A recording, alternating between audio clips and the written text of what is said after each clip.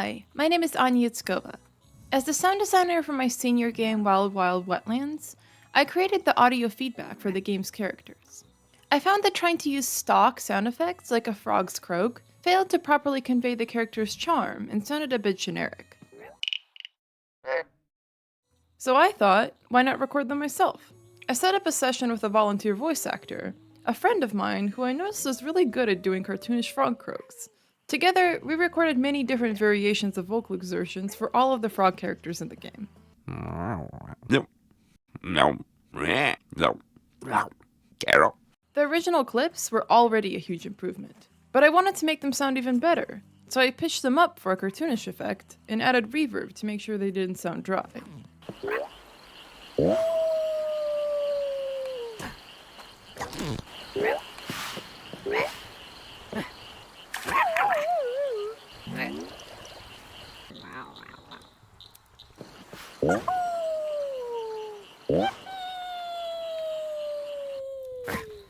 Next, I wanted to tackle the sound design for this Firefly NPC.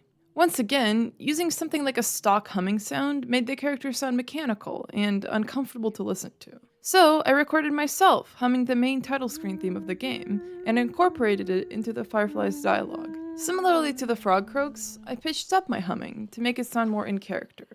As a result, the Firefly hums the musical theme on loop, spatialized depending on where the player is relative to it.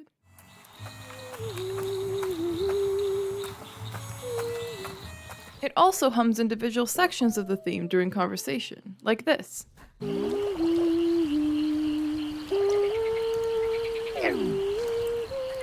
Next, I wanted to talk about a scene in a Call of Duty Black Ops 2 sound redesign that I made.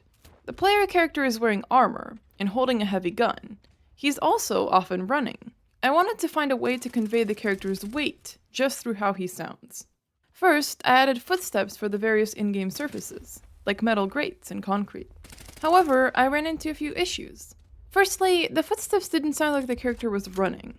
Without the visual feedback, it sounded like the character was just walking around. I mitigated this issue by significantly cutting the tail of the footsteps, making them sound more abrupt and more suitable for running.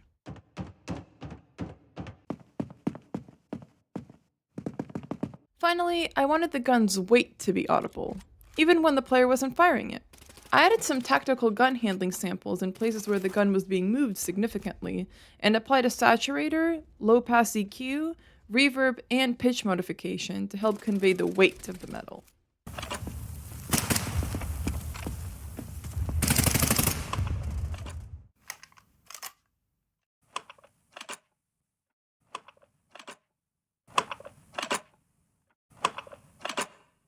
As a final example, I'd like to show some of my work on the musical transitions between levels in my sophomore game Mirage, on which I was the sound designer and composer. The game consists of 3 levels: a daytime level, a sunset level, and a nighttime level. The levels use the same melody, but with different instrumental arrangements.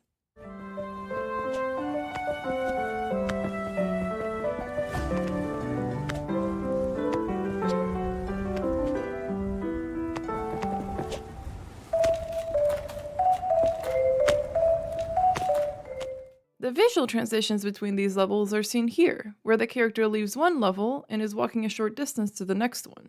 In FMod Studio, I applied a fade-in transition curve between music states that synchronized the visual fade from day to night with a smooth transition between the level music tracks. This was the final result.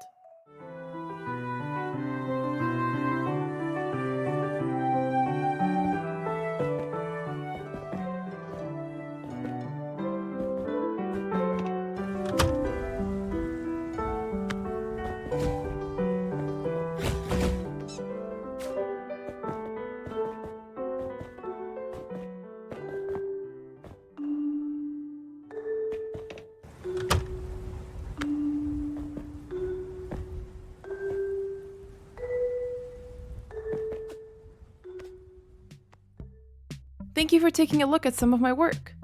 If you would like to see more, feel free to check out my portfolio at any of these locations. And if you would like to chat for any reason, feel free to reach out.